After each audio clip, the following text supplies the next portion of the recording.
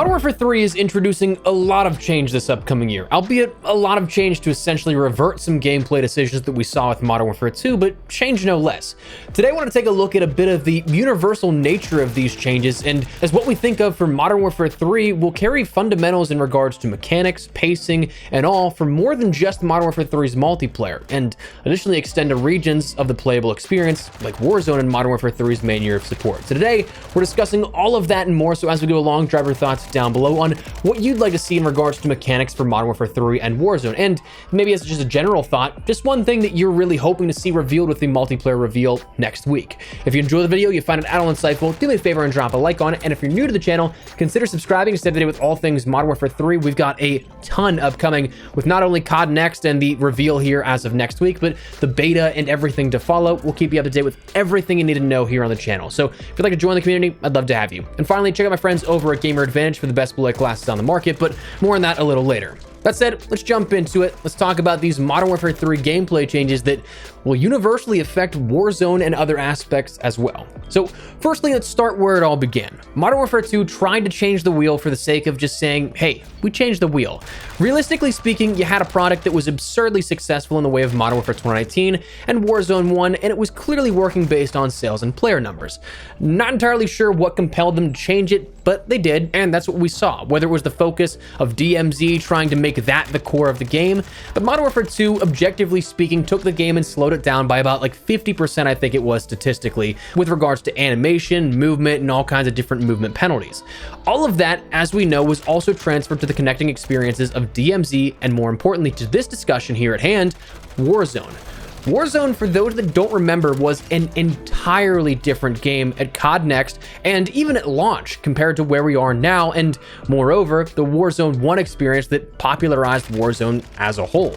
At launch, Warzone 2 looked like this. Let me paint the picture a little bit. We had a 2v2 gulag. Nothing says battle royale like helping your enemy get back into the fight, but you also had a juggernaut AI in the gulag instead of an overtime flag mechanic. We saw broken and overpowered AI where they were just absurdly powerful and would beam you from across the map, but initially they were everywhere. They weren't just only in the black site like we have now, and not only just the strongholds that we saw even as of an update after the launch of Warzone 2.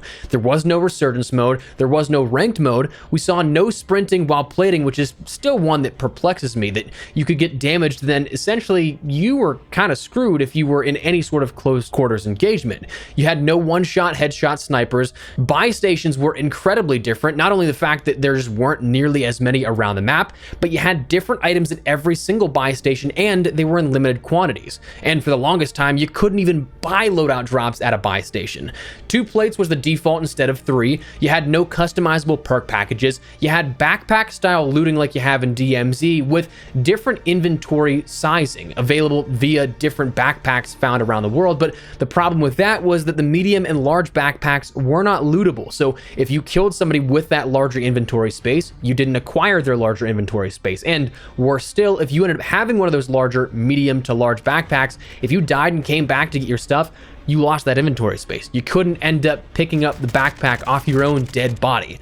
So Warzone 2 at launch was insanely different, and we've seen this kind of past year try and change a lot of that fundamentally to get back to where we were with the end of Warzone 1, but also still have its own unique flair of Warzone 2 to differentiate in some capacity. Now fundamentally, this upcoming year looks to be a major departure from that, from Modern Warfare 2 to Modern Warfare 3 here, bringing COD back to a faster pace, and frankly, if I can be blunt and candid, it genuinely feels a lot like, so we're going to do everything Infinity Ward didn't do. We're going to do the opposite of what they did. And so for Modern Warfare 3, we can expect a ton of different big movement and mobility changes that we've already talked about here a couple of times since the reveal of Modern Warfare 3. Things like slide canceling and reload canceling are coming back in their purest of forms. You can now faster mantle and mantle while sprinting in Modern Warfare 3. You can fire immediately after sliding. You're going to have a perk and gear set that'll allow you to ADS while sliding. You can increase that tac sprint duration based on your weapon class. So if you want to sprint for longer durations, have a pistol out instead of, say, an LMG SMG. It's not as heavy a weapon, so therefore you're not exerting as much air quote energy to end up depleting that tac sprint as quickly. You also are going to be able to see tac sprint recharging with regular sprinting, kind of doing it in the Vanguard way where you could continuously slide cancel, but it wouldn't be bugged like in Modern Warfare 2019 where it would reset your tac sprint. So it's going to be something that changes the entire core fundamentals of a lot of what movement and attributes we have in those fundamental gameplays. You're going to see that almost the exact opposite of what Modern Warfare 2 had. So here's the interesting part though.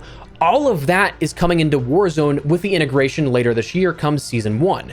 That's the beauty of a unified engine here at this point. You won't be seeing these jarring changes happen all that often in the future, or shouldn't at least. The most stark contrast and perfect example I can think of to give you by what I mean by that is in recent history with Black Ops Cold War's multiplayer. It was an entirely different feeling than Black Ops Cold War's integrated experience with Warzone. Two entirely different engines where if you jumped back and forth between the two, you'd realize they're entirely different in regards to movement, fundamental mechanics, and just about everything in gameplay feel. I think on top of just the fatigue of matchmaking, that was one of the reasons why I didn't really play Black Ops Cold War multiplayer all that much during that year. I was so used to a drastically different movement and mechanic set and was still playing it like it'd be different if it was 1 year over 1 year. Like the Black Ops games in the past and the Modern Warfare games of the past, those like classic games, very different gameplay feel, but you didn't have anything that would have you coming back and playing both in the same day. Instead, it'd be like multiplayer for a year on one mechanic set, multiplayer a year on a different mechanic set for another year. So you didn't have that immediate and glaring sharp differences. So that kind of stuff won't be happening in the future here now with a unified engine.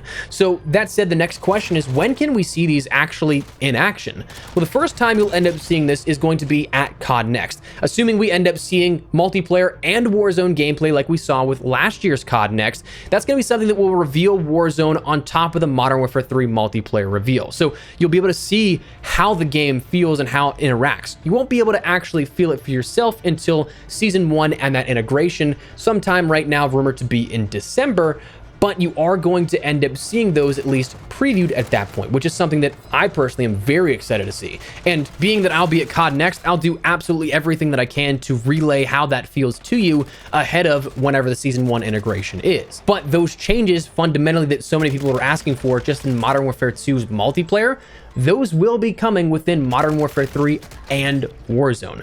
So some really big gameplay changes are on the horizon for both titles, which is what I think I might be most excited for in terms of fundamentals from Modern Warfare 2 to Modern Warfare 3.